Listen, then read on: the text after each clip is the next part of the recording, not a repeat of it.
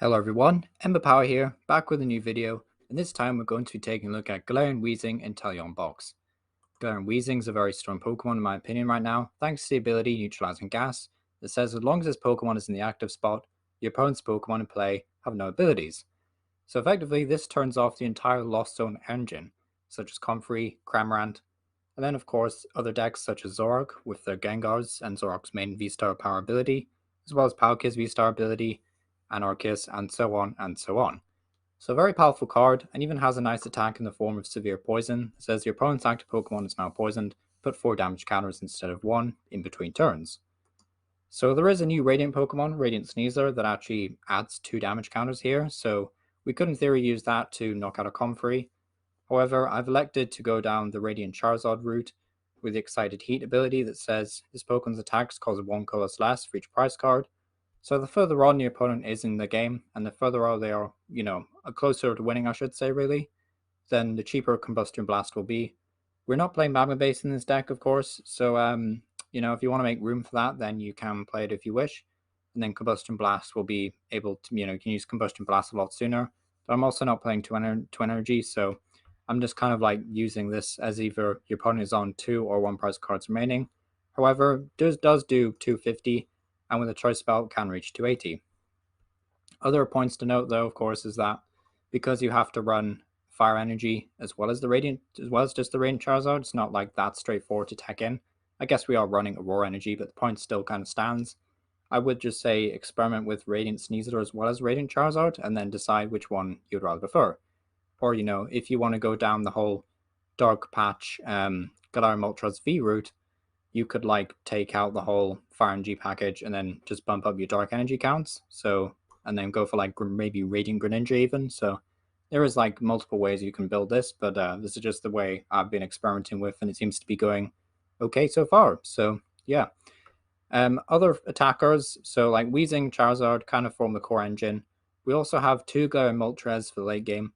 So effectively, this deck is trying to capitalize on your opponent taking very easy, quick knockouts, which most decks are able to do. And then essentially, Galarian Moltres with Malevolent Charge says when you put onto the bench, you get to put 2 Dark Energy from your hand to this Pokemon. Then Fire Wrath deals 20 damage and 50 more for each prize card your opponent's taken. So assuming they've taken 3 prize cards, we can actually smack for 170, so very powerful effect. We can also retrieve a Galarian Moltres and another Pokemon, or maybe just 2 Galarian Moltres and 2 basic energy with a Clara. So Clara will essentially allow us to loop a Galarian Moltres after we have a couple of Sobbles in play, and we can then drizzle for 1. But ultimately, the main point of the deck is to try and like lead with Coughing, I guess, and then use Ascension. It allows us to search our deck for a card that evolves from its Pokemon, aka Weezing, evolve it up, and then put in Neutralizing Gas going second, or just, evolve it up on the first turn of the game. Well, assuming you've opened with a Coughing turn 1 and then evolve it up the second turn. We're also playing 2 Hooper. I've like tossed and turned whether or not Hooper is actually worth it, but Assault Gate says once your turn, well, when this Pokemon moves from the bench to the active, I guess that is once in your turn, but when it moves from the bench to the active, this attack does 90 damage, I guess. So it's not affected by weakness or resistance, so you can't just like do 180 versus Mew. That would be great. I guess we have got a Moltres and Mew though. However, the 90 damage is still really important because it allows us to take out Drizzles, Sobbles, as well as stuff like, Comfrey. So yeah, I don't know why the card skipped my mind there, but yeah, gets all the evolving basics, just knocks them out. We're also running as Galarian Zapdos V. I think this is like more of a personal take than anything, but you can just attach it like an Aurora Energy or something, discard another energy right hand to it if your opponent has at least 2 Pokemon V in play. Typically, they will have more than 1 or 2 because they need 1 to attack with and then 1 next going. So, 1 to power up on the bench. So against Giratina, this can obviously smack 170, which is pretty strong. Also worth noting that Galarian Zapdos V does 170. With a choice spell, you can get up to 200. So if Galarian Weezing has been able to do a little bit of poison work, say just 1 turn of poison, theoretically, so 40, 80 damage worth of poison, then Galarian Zapdos can come in there and mop up. At that point, if both of these guys are dead, then that's 3 prize cards the opponent's taken, and then you can come in there and smack with Galarian Moltres for 170, and then of course Charizard after that can do 280. So very easy to rack up damage in this deck, despite the initial, low damage output, I guess you could say. We're also running one of Zero Aura with the Fighting Lightning attack. So 0 active Pokemon is a V, or GX attack does 80 more damage. GX part, obviously not very relevant in our current standard, but the V part, very important. So we are able to do 110 with this attack, and with a Choice Belt, we can do 280 for weakness on a Palkia. What's also great about Zero Aura is it's got free retreat, so we can actually just use this as our pivot for the game.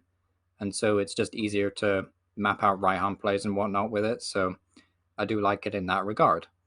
Obviously, for the Inteleon line, this is like our main draw engine and will essentially allow us to find any piece we want really from the deck. Shady Dealings is a very powerful ability. It's also Aqua Bullet is a really nice attack, does 120 and then 20 damage to one of your opponent's bench Pokemon. We're currently not playing any rare candy, but we are playing Aurora Energy, so you could theoretically attack with Aqua Bullet in the late game if you really wanted to. Also, 9 times out of 10, you'll have multiple Drizzile out in play, so the option to use Aqua Bullet just to Raihan essentially a basic energy and then search your deck for an Aurora and attach it. So Aqua Bullet, very possible with this deck. Moving on to the supporters, we play 2 Boss's Orders, 2 Clara, 2 Marnie, and then 3 Research for some consistency. We play 2 Raihan. I obviously thought about playing a 3rd Raihan actually, just because it's so strong, but ultimately I decided it wasn't very good, obviously, on the opening few turns of the game, so that's where it falls down. But it does allow us to accelerate a basic energy and search our deck for any card. So this will allow us to chain out multiple attackers. So for example, we can promote Zero Aura and then just like Raihan to whatever we want to, whatever we want to attack with against. So we can attack with Weezing again, we can attack with Zapdos. I guess we have another Weezing, we can do that. If we have a Zapdos in play, we can Raihan to that. If we have Hoopa, Raihan to that. Moltres. I mean, we don't really want to Raihan to Moltres, to be honest. We would rather use the Benevolent Charge ability, but it's worth there as an option. In the trainers, nothing too crazy. 2 Energy Search allows us to find some basic energies that we want. 3 Evolution Incense, 4 Level Ball, 4 Quick Ball, 4 Consistency.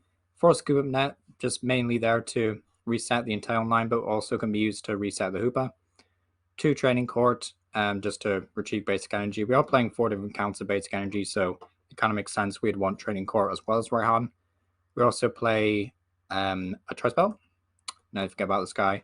Very important card. Would love to play a second one, but this list is just very tight for space. And playing the Weezing actually just adds in quite a lot more. It's easy to see why people sort of moved away from Weezing, I guess, because it's it's a lot of deck slots to include an evolution Pokemon already in an Inteleon deck. But I still think Weezing is definitely like one of the better cards right now for this deck. And I could see this list, or maybe not this list, but this archetype overtaking Inteleon Zard maybe further down the line when Lost Zard becomes more popular, because this deck has massive answers to most of the popular decks in the format. But apart from that, not really much else to say, so let me know what you think of this deck. Do you think Weezing is underrated right now? Would you like to see some gameplay of this? And yeah, thank you for watching. It's been Ember Power, and I hope to see you next time. Thank you for watching.